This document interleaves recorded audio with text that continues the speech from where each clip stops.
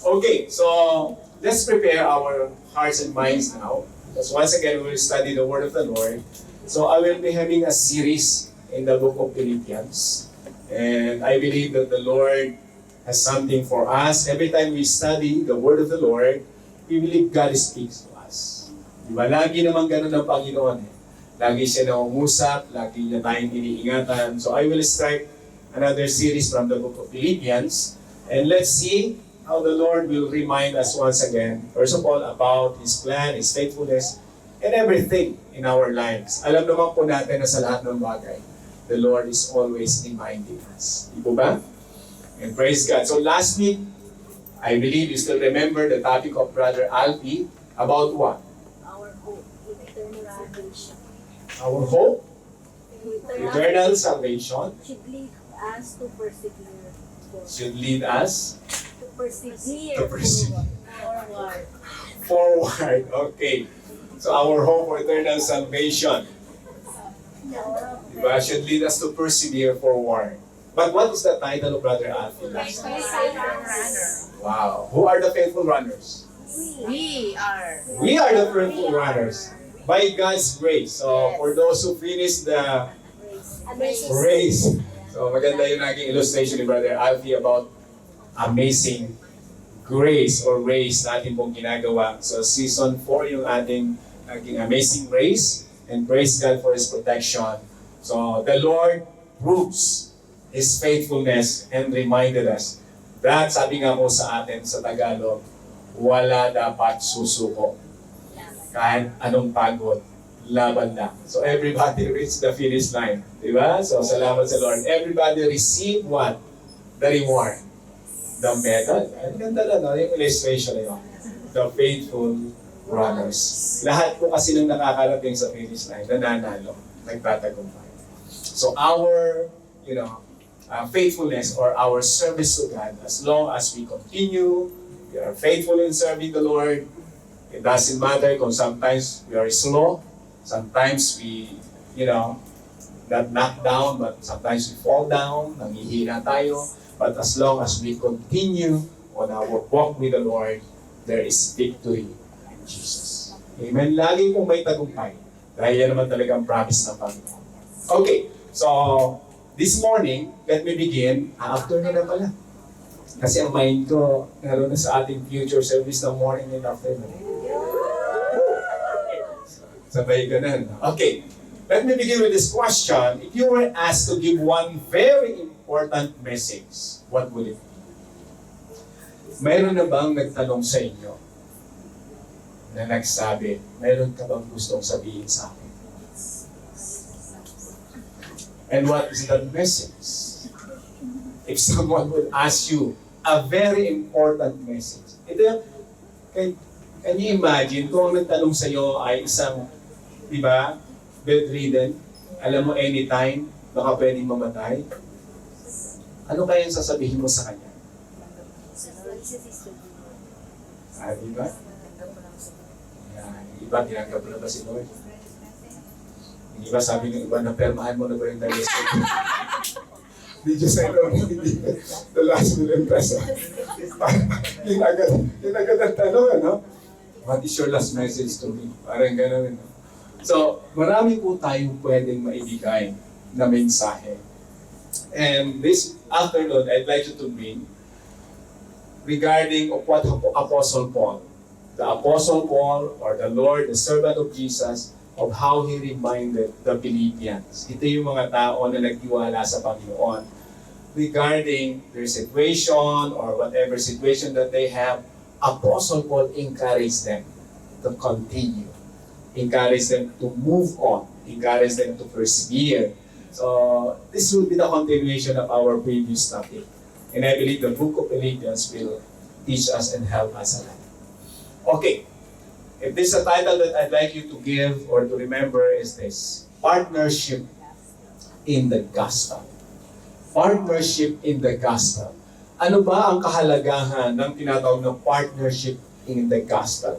As believers of the Lord, it is very important to all of us. If we believe in Jesus, remember this word or this, we could say the title or probably statement na para sa atin, partnership in the gospel. Are we partners in the gospel of the Lord? So mahalaga po na makita natin kung ano ba ang plano ng Panginoon sa bawat isa. If we believe in Jesus, who are we before Him and what we're doing? Okay, let's begin with this verse. In verse 27, Paul says, whatever happens, so conduct yourselves in a manner worthy of the gospel of Christ. Then, whether I come and see you or only hear about you in my absence, I will know that you stand firm in the one Spirit, striving together as one for the faith of the gospel. So if you will notice the word of Apostle Paul, what Paul said, whatever happens. So parang futuristic si Paul. Ano man ang mangyayari, kasi mayroon siya mga paalala po dyan previously. Whatever happens, conduct yourselves in the manner worthy of the gospel of Christ. So this one thing, there's one thing that I'd like you to remember, yung pong gusto ko na matandaan niyo po. Simple reminder, simple truth about our relationship with Jesus in relation to the gospel, our partnership in the gospel. I'd like you to remember this very short statement or reminder. The truth about our relationship with Jesus, our love for Jesus, compels us to share His gospel. Our love for Jesus compels us to share His gospel. It is good for us to realize how much we love the Lord. Maganda po yun. Na makita natin sa sarili natin, gaano mo kamahal ang Panginoon. And because of that love for the Lord, what is your plan as believers of Jesus? What are you doing? So ano yung ginagawa natin sa mundo habang tayo ay malakas? Habang tayo ay pinagpapala ng Panginoon? What are we doing? What is our plan? Or what are the plans that we have in life in relation to this statement? So I believe, brothers and sisters, that we have that love. Mahal na mahal po natin ang Diyos. Mahal na mahal natin ang Panginoon. And I want you to realize, or I want you to understand how Apostle Paul encouraged the believers of the Lord during this time. Maganda po na maging sa panahon natin ngayon, makita natin yung mga encouragement ng mga nauna nating kapatiran sa Panginoon. Okay. Remember this statement, our love. It should always comes from our love for Jesus. Dapat nanggagaling iyon sa pagmamahal natin sa Panginoon. Why? Because without this love, without these attributes inside us, it is not really easy to obey the Lord. Maganda po na makita natin na sa pagmamahal natin nagsisimula ang lahat. Tama ba? Maganda po na makita natin. Okay. Let's read verse 1 and 2. Apostle Paul started from this statement. Nagpakilala po siya. Sabi ni Paul, Paul and Timothy, servants of Christ Jesus, to all God's holy people in Christ Jesus at Philippi, together with the overseers and deacons, grace and peace to you from God, our Father, and our Lord Jesus Christ.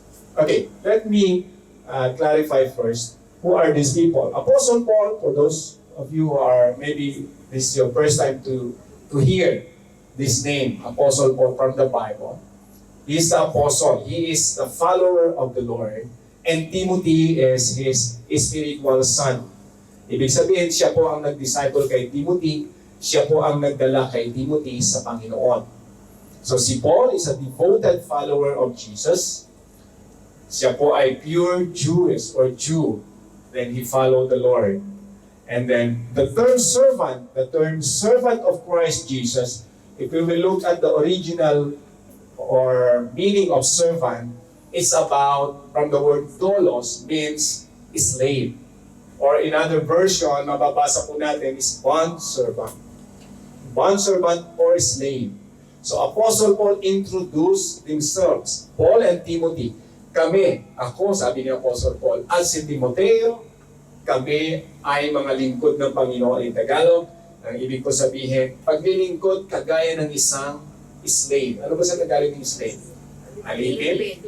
Pero hindi ito pagiging slave na, alam niyo naman, yung nakabilanggo or walang kalayaan. But the idea of slave here is how the slave always look on his master, to follow his master. So yun po yung katotohanan doon. Kaya ginamit ni Paul yung term na dolos for him first to realize that I am the slave of Christ. Ako ay alipin ni Kristo. So kung ano yung gusto ng Panginoon ko, yun ang aking susundin. So Paul and Timothy, they're serving the Lord with this mindset. So maganda po na makita natin na sa ating paglilingkod sa Panginoon, makita natin yung sarili natin that we are servants of Jesus like a slave. Pero hindi po tayo in Tagalog maltrato or maltreatment ng Panginoon. We are special sa Lord. Okay, so from this statement also, I'd like you to see this map. At least we can have an idea. Saan ba itong church na pinag-uusapan natin?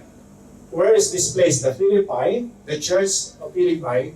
So if we will look at the map, Apostle Paul wrote his book this book of the book of Philippians when he was in prison sa Rome po, sa Italy.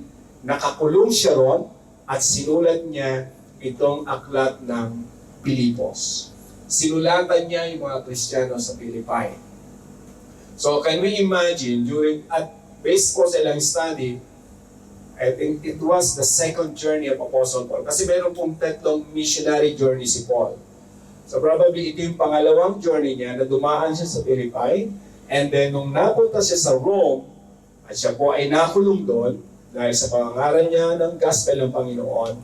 So sinulatan niya itong mga Kristiyano sa Philippi or sa mga Philippians. As nowadays, kung titingnan natin yung mapa natin ngayon, I hope medyo clear sa inyo or clear pa sa inyo, yung dalawang star na yon, yung Philippi ngayon ay nasasako po ng Greece. Sino yung nakarating na ng Greece? Have you been to Greece? Oh, not yet. Sana makapunta ng Greece, no? So, nasa Europe itong pong church na to, and based po sa ilang Bible scholars, probably Philippi is the first church in Europe during the time of Apostle Paul. Isa ito sa talagang, kumbaga, pioneer, at si Pablo ang siyang ginamit ng Panginoon para ma-establish ang church na to. And if we will study the book of Philippians, isa po sa makikita natin how Apostle Paul appreciate their partnership in the gospel. Ibig sabihin, grabe yung support nila sa mga missionary journey ni Apostle Paul. Lahat ng, kumbaga po, ay pinuntahan ni Apostle Paul because Paul is a church planter. The Philippians supported Apostle Paul. Not only financial need to other churches, but even the moral support, even their partnership, their obedience to the Lord. Nakita po ito ni Apostle Paul, the moral support. Alam niyo yung point, di ba? Yung moral support na mahal natin sa buhay, kaibigan natin, yung sabihin lang sa iyo, best, nasa tabi mo lang ako. Moral support na yun. Di ba? So, yung mga ganung bagay ay mahalaga yun. That's how Apostle Paul described his relationship to the Philippians. Napakaganda po ng relasyon na nabuo sa buhay ni Apostle Paul at sa mga kapatid sa Pilipos or the Philippians. So, in contrast, if you will notice, he's writing to Galatians, even to Corinthians, medyo may katigasan ng ulo ng ibang mga believers doon. Ang pagpapakilala ni Apostle Paul is different. Paul, the Apostle of Jesus. Para makita ng mga, lalo na yung mga tao sa Galatians, hindi nila nare-recognize si Paul as the Apostle of Christ. Kaya sa introduction niya, pinakilala niya na, I am the Apostles of Jesus. Iba sa Philippians because the word that Apostle Paul used was servant or doulos. Kung paano na pinauunawa ni Paul yung kanilang relasyon bilang lingkod ng Panginoon. malinaw kasi sa mga taga-Philippians yung kanila pong situation with Paul. Now, let's continue. Okay, in verse 3 to 5, it says, I thank my God every time I remember you. In all my prayers for all of you, I always pray with joy because of your partnership in the gospel from the first day until now.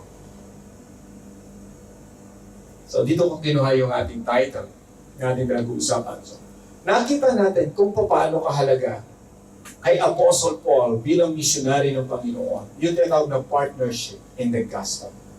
And personally, I thank the Lord and I'm glad because we are all partners in the gospel. So our commitment in this church, for example, the Win Hong Kong, it shows that we are partners in the gospel. So some of you, okay, mabibilang ko na lang yung nadatnan ko po dito ngayon. Pag tinignan ko yung mga kapatid, bilang ko kung ilan yung nadatnan namin dito. Diba? From the very beginning, first day na dumating po kami rito, so ilan na lang naiwan. No? For example, Sister Relly, ito na ito, Sister Jo, and of course, the Cross family, si Brother Rudy, the family. So ilan na lang yung pong nagsimula tayo sa Win Hong Kong, ay hanggang ngayon narito pa. The rest kasi nag-uwi na ng mga Pilipinas. Okay, yung iba nasa iba't ibang bansa na. But the point is, we are partners in the gospel. At yung point ni Apostle Paul po dito, nung sinabi niya, I always pray with joy. Di ba, napakasarap isipin mga kapatid. If we always looking at the ministry that God has entrusted to us, ano ba yung part natin sa body of Jesus, sa body of the Lord? Ano ba yung ginagawa natin? Di ba nakakatuwang isipin na bawat isa pag nakikita natin na naglilingkod sa Panginoon, of course alam natin na iba-iba yung ating ginagawa, natutuwa tayo. Na nakikita natin ang bawat isa, kahit grabe yung struggle natin, we are always there, serving the Lord, strengthen one another, praying for one another, and that means partnership in the gospel. Not only in support financially, but even the moral support, spiritual support na tinatawag po natin, yung ma-remind natin ang bawat isa. Yung mapaalalahanan natin ang bawat isa about our service in the Lord is a good encouragement to all of us. Kalakasan po yun ng bawat isa sa atin. What do you think? Nagkakaroon tayo ng kalakasan every time we remember each other. Yung iba natin mga kapatid na sa iba't ibang bansa na, pero nakakapagpatuloy sa Panginoon. So globally, we are partners in the gospel. But of course, here in Hong Kong, we always look at, the church of how the Lord moved in our lives to strengthen each other as the body of the Lord. Pag tinignan natin yung point dito ng Apostle Paul, ganun niya ini-encourage yung mga kapatiran. In spite na nakakulong na po siya, he's in prison. But the word of Apostle Paul is still encouragement to them. Naranasan niyo na ba yun na grabe yung problema mo? Pero ang lumalabas pa rin sa iyo, encouragement. Dumating na ba yung point na yun sa buhay niyo na si Apostle Paul is nakakulong? Probably we didn't experience to be imprisoned because of the gospel. But sometimes we are imprisoned of so many problems. Sometimes you don't know what to do.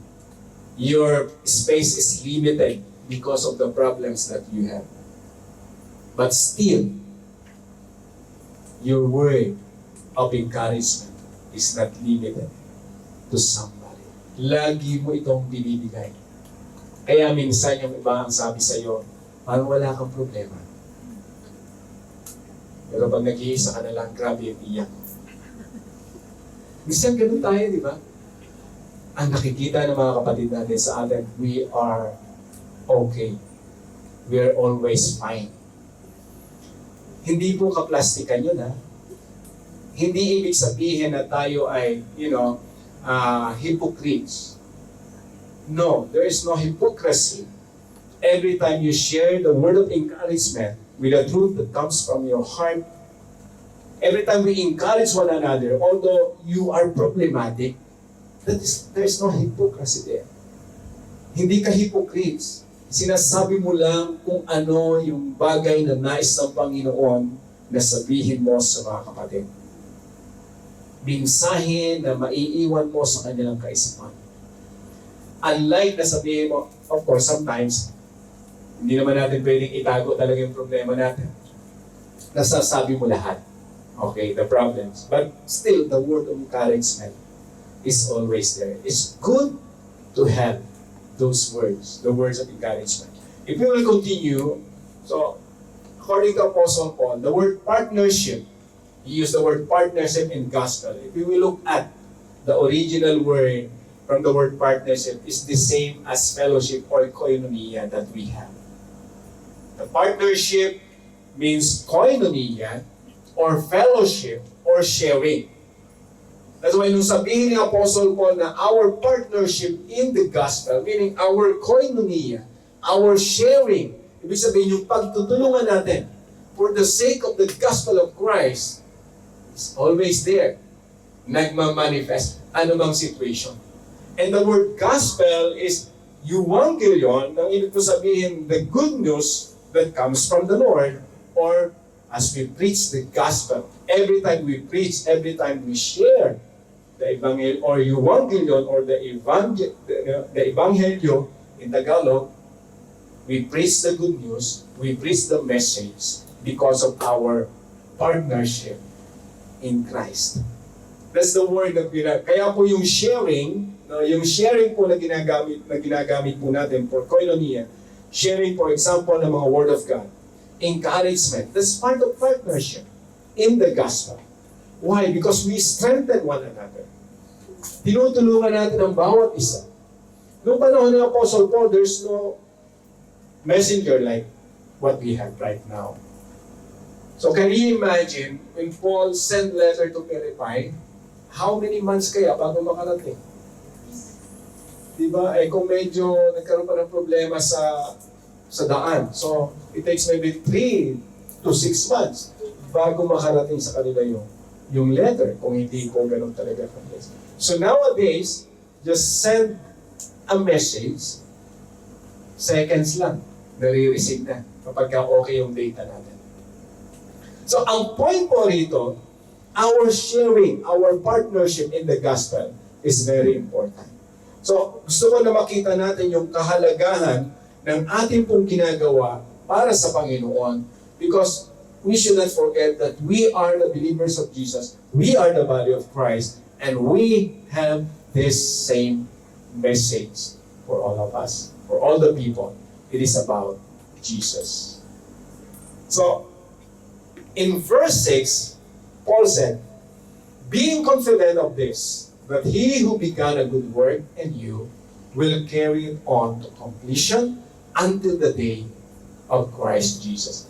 Again, look at how Apostle Paul encouraged the believers of the Lord.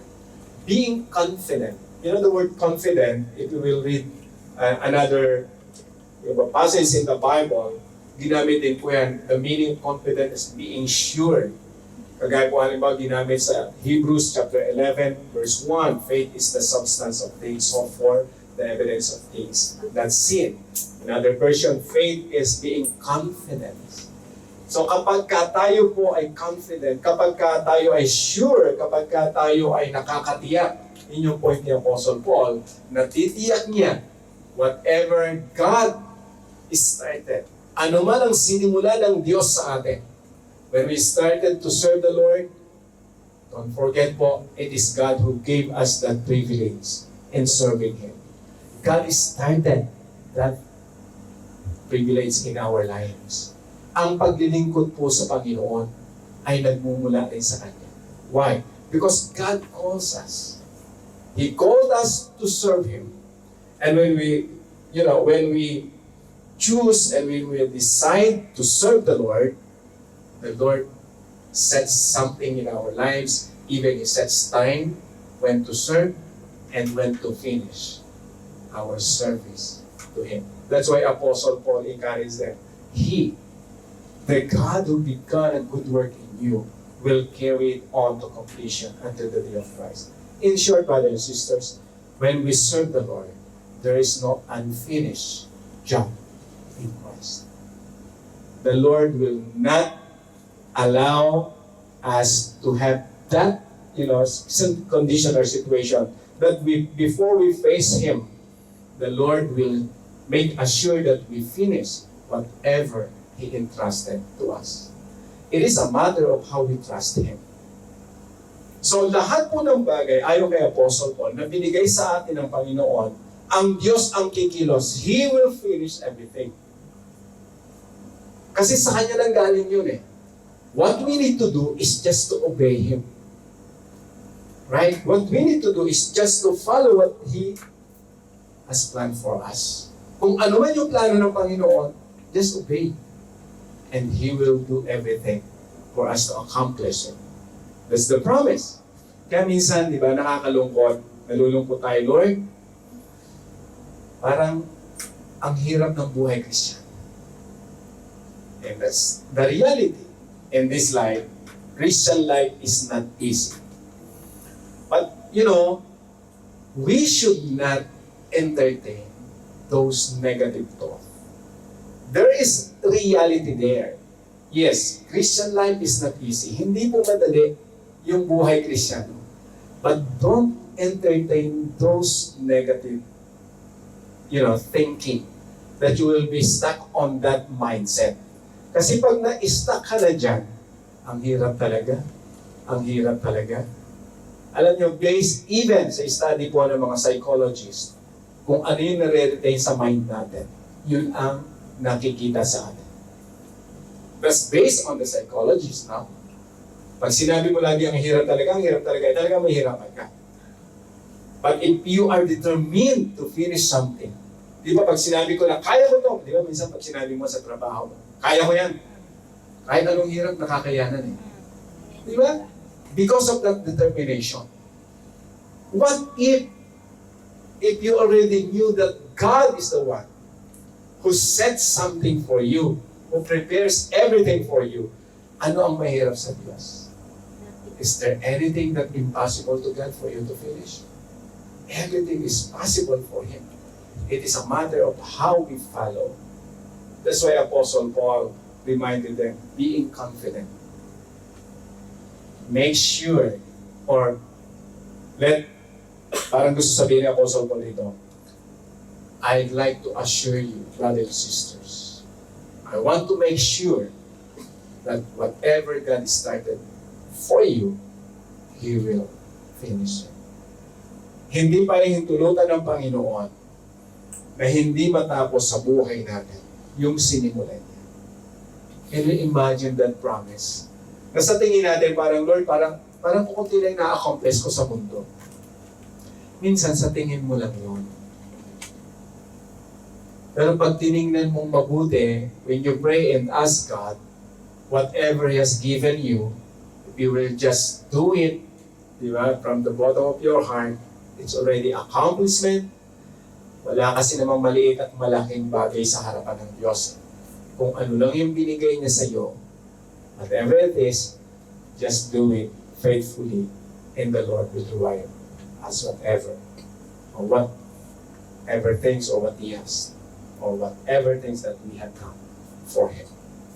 So, and this is my prayer, if we will continue that verse, that your hope or your love may abound more and more in knowledge, in depth of insight, so that you may be able to discern. Look at how Apostle Paul again reminded them.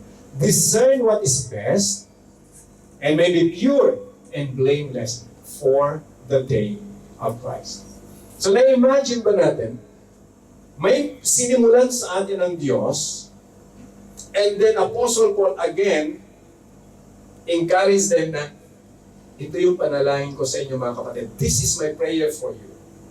That your love, ang pagmamahal nyo, ay lalong lumawak, lalong lumago. Saan? Sa kaalaman, sa lalim ng pangunawa. Insight about what? About God's plan and purpose in our lives. Why? If we have that, we'll be able to discern what is best. Ang hirap kumuha ng decision sa buhay.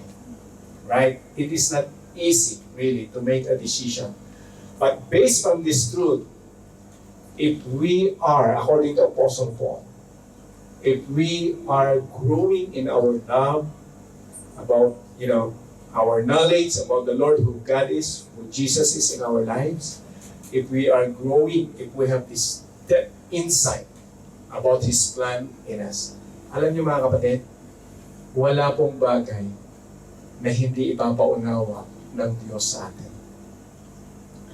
Mahirap intindihin minsan ang plano ng Diyos. Dumarating tayo sa point na gano'n sometimes because we don't ask God about the wisdom that we need. Sometimes we don't review ourselves how much we love the Lord. We should always evaluate our lives before the Lord. Paano natin siya minamahal? Paano natin i-express yung pagmamahal natin sa Panginoon at sa Kanyang mga salita? Kasi doon manggagaling po yung knowledge, yung insight na kakailanganin po natin. So from there, napaganda ng paalala rito, once we have that, the level of knowledge and understanding deep inside, can you imagine if you have that discerning, the idea to discern what is good and what is bad, what do you think would be your future in your service to the Lord? Na alam mo, tinitiyak ng Panginoon sa iyo, anak, ano man na namang ang mangyari sa iyo, sasamahan kita. So sa bawat decision mo, sinasamahan ka ng Panginoon. Ano sa tingin mo yung magiging buhay? Ano sa tingin mo yung paglilingkod na mayroon ka sa Panginoon? To discern what is best and what is pure, or may be pure according to Paul, and blameless for the day of Christ. So ang galing, no? Gusto ni Apostle Paul na maintindihan ng bawat Kristiyano that we are longing to meet the Lord in the future. But of course, in this world, grabe yung ating nararanasan. Grabe yung mga problema po natin. That's why the Lord is always there to give us this kind of knowledge, the discernment. Dahil sabihin natin, Pastor, yan ba ay gifts? Yan ba ay binibigay lang ng Panginoon sa bawat isa?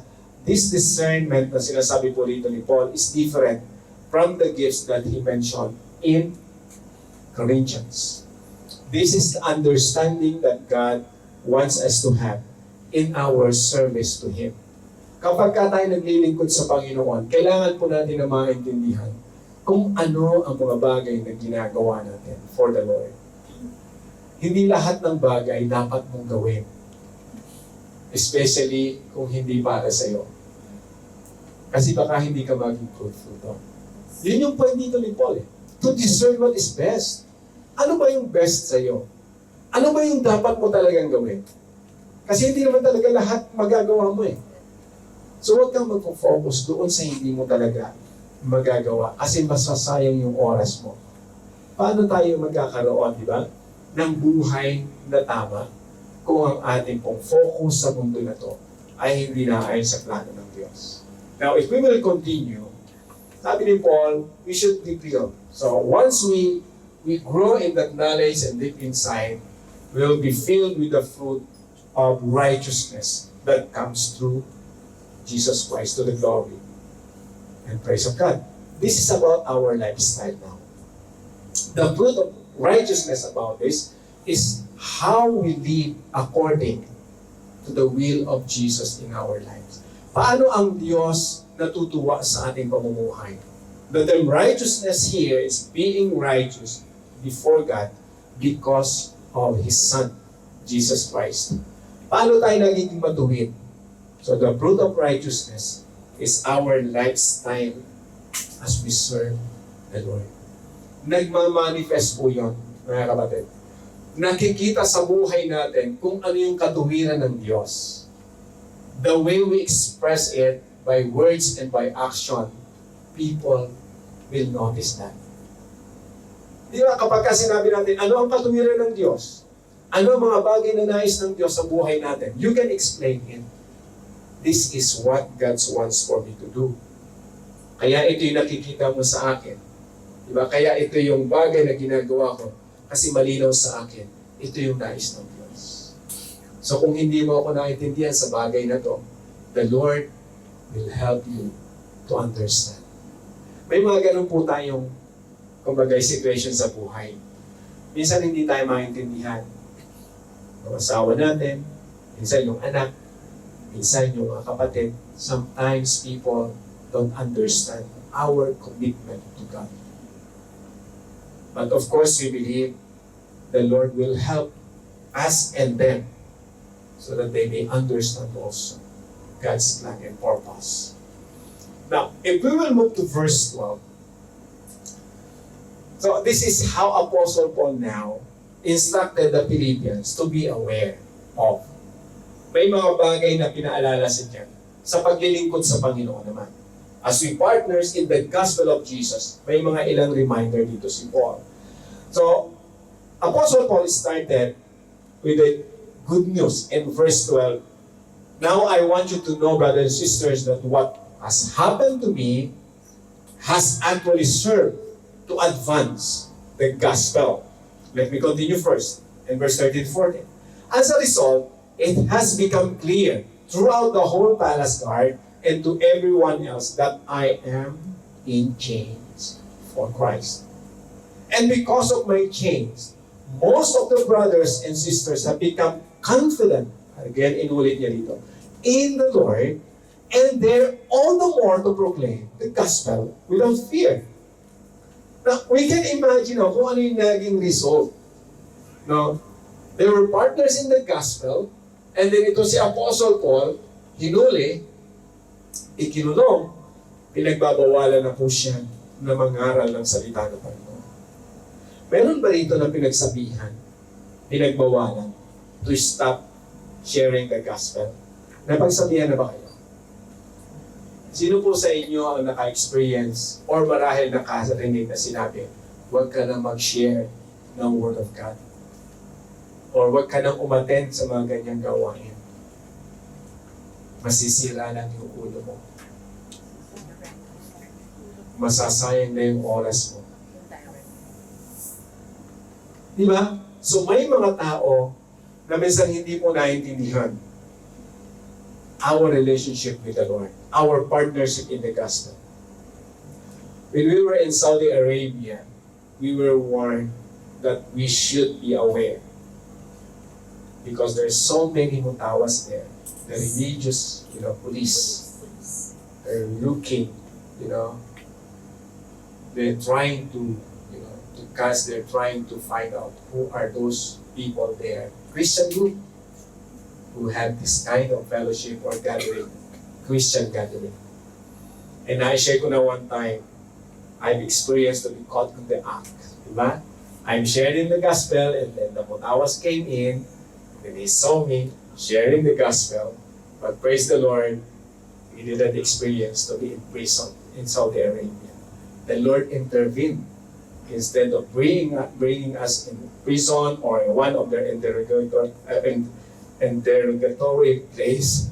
So yung place na kung saan ay doon talaga nila ina-interrogate yung mga nahuhuli, we didn't experience that because of the faithfulness of the Lord. Hindi po kami nadala, lalo na ako hindi ako nadala sa kulungan o na-interrogate dahil lamang sa pagsishare ng gospel. Pero sinabihan na kami, be careful, mag-iingat kayo. At the time, grabe po yung hulihan. Very strict during our time when we were in Saudi Arabia. Very strict ang mga police and religious police there. But praise God, by God's grace, we're able to finish whatever God started there in Saudi Arabia. Nagpatuloy po yung gawain for 7 years na naroon kami. Hanggang umuwi na po ako, tuloy-tuloy pa rin yung gawain. Hanggang ngayon, yung mga kapatid namin doon, yung iba nag-uwi na. Pero hanggang ngayon po may gawain. And praise God dahil maluwag na ngayon sa Saudi Arabia. But the point is this, brothers and sisters. May mga bagay sa buhay po natin, kagaya na na-experience ni Apostle Paul, na minsan, yung hirap po ng ating paglilingkod sa Panginoon, pag na-appreciate natin yung pagkilos ng Diyos, at nabalitaan naman ng iba kung ano minsan yung hirap natin. Lalo na ganun, sa patay ni Apostle Paul, persecution. Look at what happened.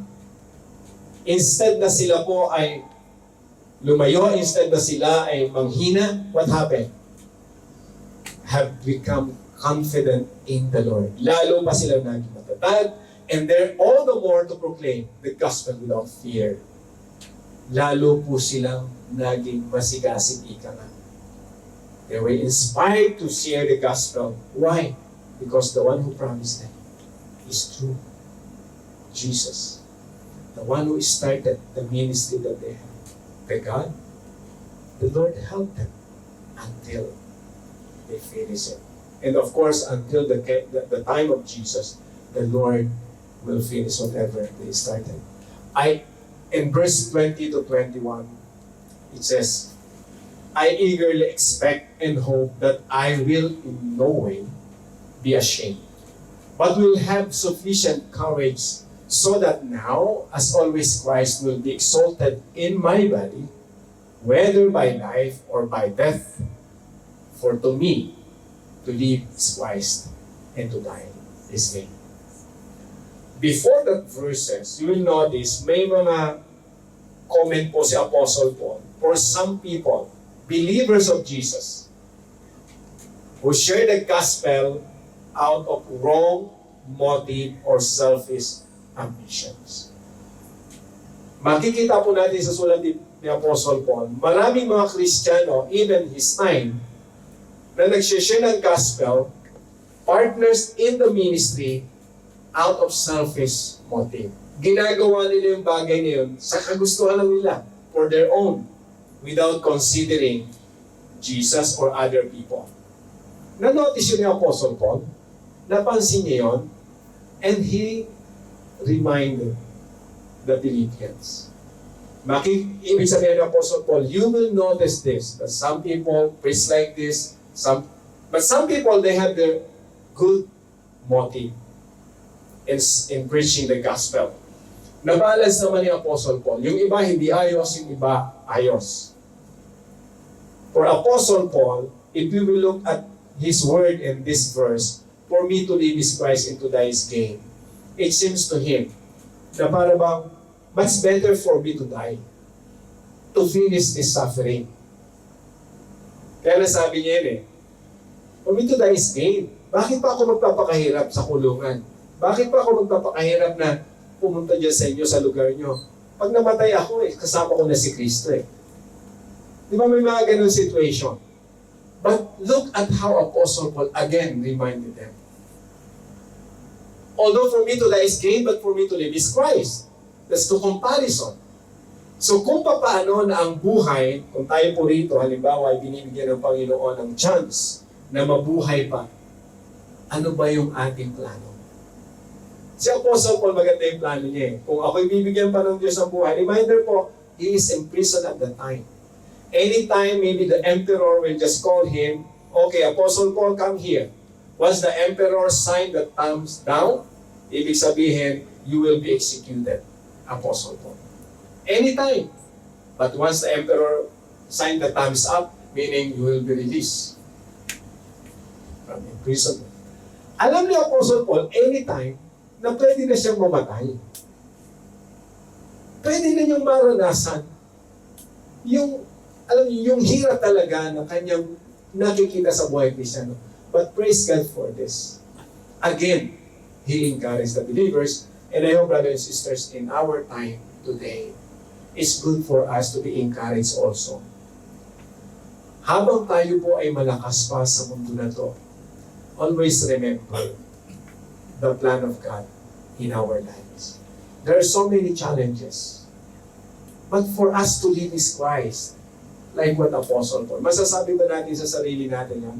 In spite of challenges, we can say, for me to live is Christ.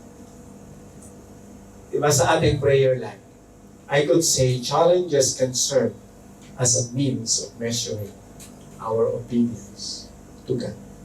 What do you think? Paano mo malalaman na ikaw ay sumusunod kung hindi ka naman i-challenge? Look at what happened to the believers in Philippi. Kung hindi nila marahil, kung hindi na-experience ni Apostle Paul yung ganung mga challenges, magkakaroon kaya sila ng eagerness to serve God fearlessly. Walang takot, sabi ni Apostle Paul. Di ba maganda sa buhay po natin ngayon? Hindi tayo natatakot maglingkod sa Panginoon. Hindi tayo natatakot pumunta sa mga ganitong gawain. Because it is clear to us that it is God whom we are serving. Sa Lord tayo naglilingkod eh. Some people will stop you to read the Bible. Some people will say, ano ka ba? Walang kwenta yung ginagawa mo. Huwag ka nang pumunta dyan. Si Apostle Paul, mas grabe yung naranasan niya. Nakulong para lamang patigilin sa pangangaral. Nabalitaan ng mga kapatiran kung ano nangyari. Instead na sila ay manghina at mawala ng gana sa gawain, lalo pa silang lumakas. Kaya maganda po na makita natin. Bakit nangyari sa kanila yon? Because it is clear to them. They have that deep insight. Yung sinasabi ni Apostle Paul, na magkaroon kayo ng malalim na pangunawa. They have that knowledge, the knowledge that comes from the Holy Spirit, that in spite of challenges, God has a purpose why He allows challenges. And I believe that purpose is for us to grow and to realize the level of our obedience to Him. Doon natin makikilala yung sarili natin pag may hirap, kung gaano mo kamahal yung sinabihan ko na tell them to aspire pag naghihirap na. Yung pagkasaging na lang yung kinakain yung dalawa. Can you still say, honey, tell them to aspire? Yun ang tunay na pagmamahal. Yung kahit hirap na kayo, hindi, sabi nga, walang iwanan, honey. Walang iwanan. Di ba, ganun kaganda? That's how the Philippians realize the love of God for them. Because they believe that the Lord never leave them. Di ba napakaganda na maisip natin na kahit anong kakulitan natin sa Lord, hindi niya tayo iniwanan. Eh Lord, grabe naman yung challenges ko eh. Yes, anak, sa mundo talaga may challenge. Pero, reminder lang anak ha, ikaw ang gumagawa minsan. Kung problema mo, ayaw ko yan eh. Kaya lang, ikaw ang gumagawa. The challenge comes from you. I just allow it because that's what you wanted. Pero I'm here. I'm always here. I will never leave you. Di ba ganun si Lord eh? Di naman kita iwanan anak eh. Pero nayan yung challenge. Doon ni Lord, alam na ni Lord yung level of obedience natin. But for us, we don't really know kung paano natin si Lord sinusunod. Kaya sabi ko po, sharing the gospel together strengthens the believers as well. So, if all of us will strive to be partners in the gospel, meaning we share the Lord, we share the love of Jesus, wherever we go, kahit saan tayo mapunta, ang na-share natin, yung love ni Jesus. Probably tatanungin nyo, Pastor, how? Alam nyo po, sharing the love of Jesus is not only by saying, hey, mga tao, mga kapatid, magbago na kayo. Hindi po sa ganun lang. Sharing the love of Jesus is by showing that love to you. Yung tumulong ka sa tao, yung intindihin mo yung tao, that's sharing the love of Christ. Yung ma-encourage mo yung tao, hindi ka ba nagkukot ng verse? You don't have any memory verse. You don't say, for God so loved the world, you know, brother, for God so loved the world that He gives. You don't quote any verse, but you just say, bro or sis, I'm here. I'm willing to help you. Because in your mind, you know that God is with you. Pag sinabi mo kasi sa Kanya na, pagpapalain ka ng Diyos, baka hindi niya maintindihan eh. God? Who's God? The Lord will bless you, brother and sister. God? Who's God? May mga taong ganun, they don't know about God. They know you. That's why the Lord will use you to share that gospel. And that gospel is about Jesus. Who is Jesus in you? Just share it. Brothers, I'm here. Sisters, I'm here. So let's have kape-kape muna. during that conversation, that is sharing the gospel. Nakikita na sa iyo kasi si Lord eh. Yung upuan mo siya minsan, napakinggan mo lang, wala kang sasabihin, makikinig ka lang. Ang hirap kaya nun. Di ba? Kasi wala siyang mahingahan eh. And sometimes, shock absorber ka nga eh. Ikaw yung bagsakan ng lahat ng kanya sama ng loob. Kaya mo pa naman eh. But that's part of sharing the gospel. When we share the gospel, how much more if we share the gospel verbally? How much more? What do you think, brother and sister? Pag nasishare mo na ito verbally, halimbawa sa kapatid natin, or sa mahal mo sa buhay, or sa kaibigan, then there are times na halimbawa, nag-share tayo, or nasabi niyo may problema siya, and then you share Jesus specifically, sa tingin niyo, ano ang magandang mangyayari? Di ba? And then you invited him or her to come to Jesus, to trust in the Lord. Look at what happened. We strengthened the body of the Lord as well. Why? Because if someone trusted Jesus and accept Jesus, he becomes part of the body of the Lord.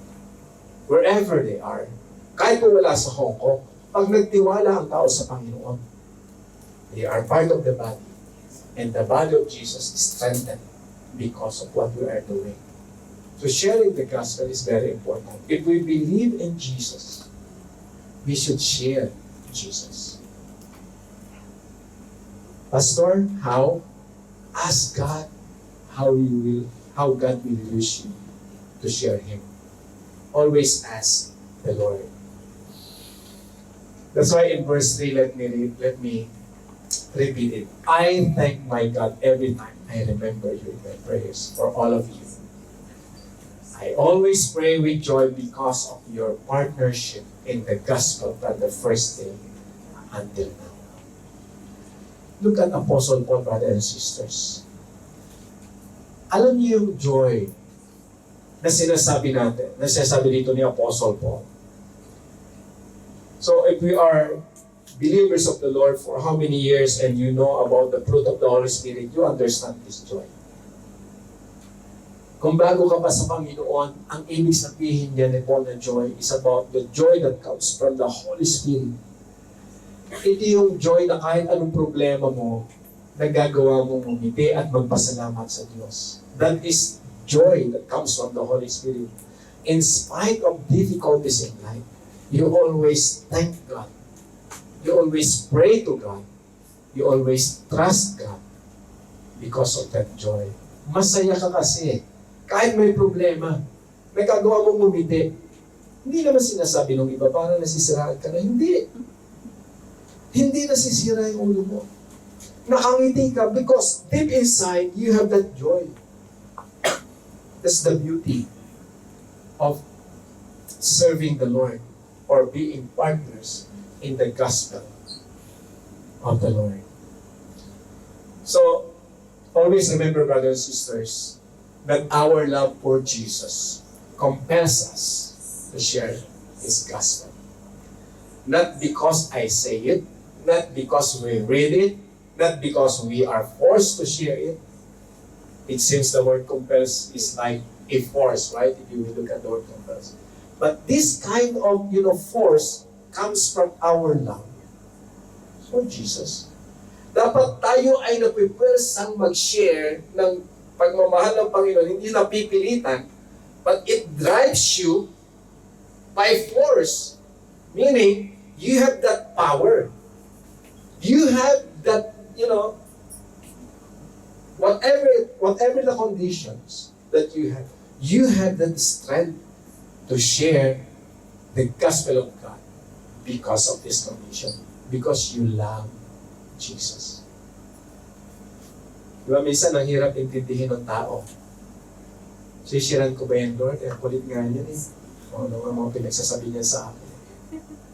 But because you love Jesus, Lord, I will share your love for Him. In spite of his or her stubbornness, Panginoon. Grabe yung paninira niya sa akin. Grabe yung ginawa niya sa akin. But because I love you, Jesus, I will do this for your sake. But for him or for anybody else, I hindi ko kaya Panginoon. Ganun naman talaga yung reality. Kung ang titingnan natin sarili natin at yung ibang tao, we cannot express that love. We cannot share the gospel. We cannot share encouragement. Kasi ang sama nga ng loob mo eh. Paano mo i-share? Makita mo pala yung person, inis na inis ka na. But because we love Jesus, whatever situation, sometimes what you can do is just to cry and ask His strength from God. Lord, ang hirap naman ang pinapagawa mo. Siya pa. Bakit siya pa, Panginoon? Sa dinami-dami na pwede kong kausapin at siran, siya pa yung sin. Sometimes the challenge is there. For you to know your obedience to God. I-challenge ka minsan ng Panginoon eh. Yung minsan tao na ayaw mong pansinin. Pag nagpe-pray ka, kukunti ka ni Lord, o anak, send ka naman ng text, kumustahin mo? Diba, minsan yung asawa mo, nagkakatampuhan kayo. Send ka na lang, anak. Sabihin mo, I love you, honey. Lord, kailangan ko pa talaga sabihin. Sabihin mo na. Namahal mo naman siya talaga eh. So diba, the Lord will strengthen us. But I believe, brothers and sisters, in our,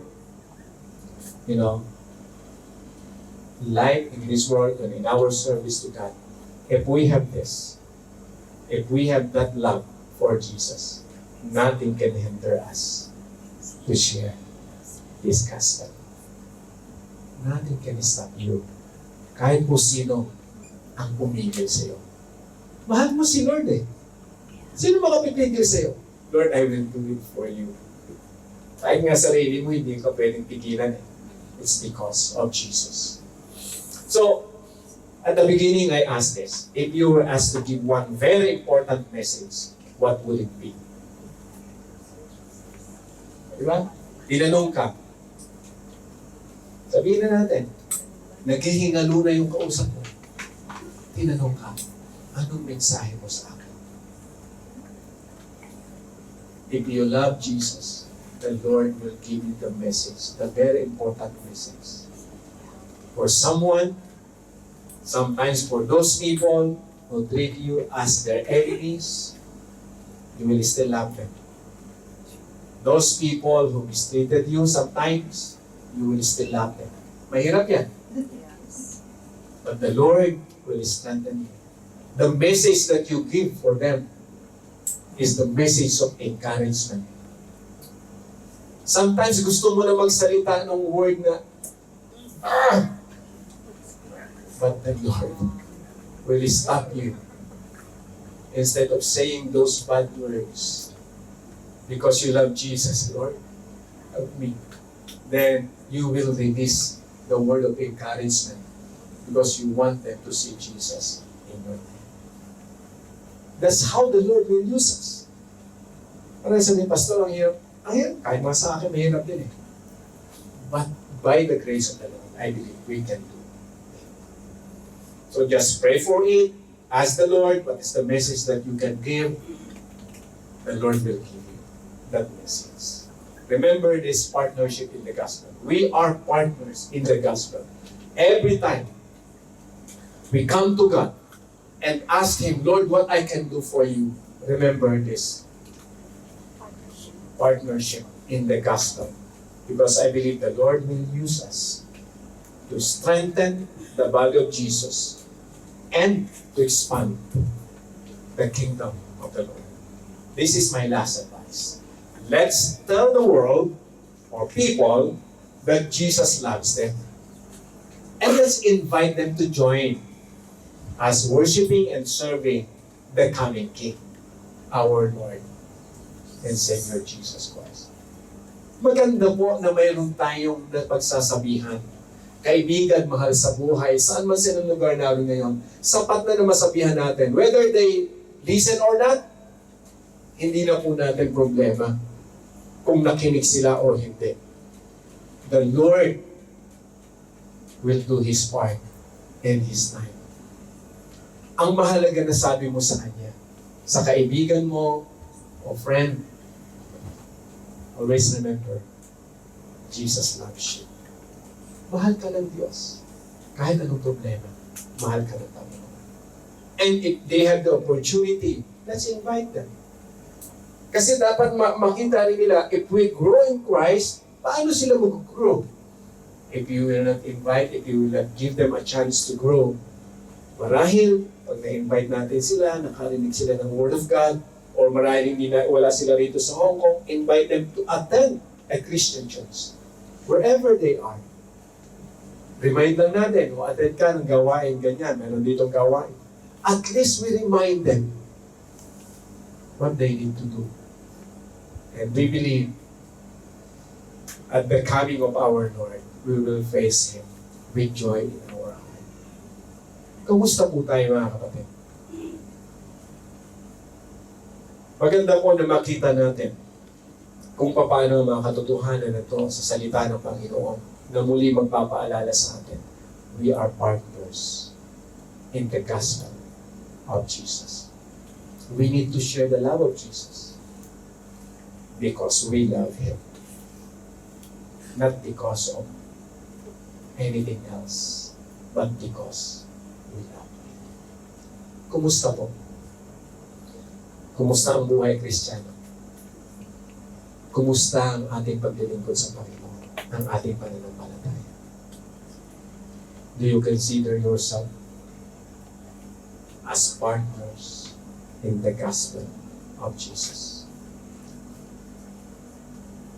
I believe, brothers and sisters, if you believe in Jesus, you are part of this. Isa ka sa gagamitin ng Panginoon para sa ikaluluwalhati ng Kanya. Amen?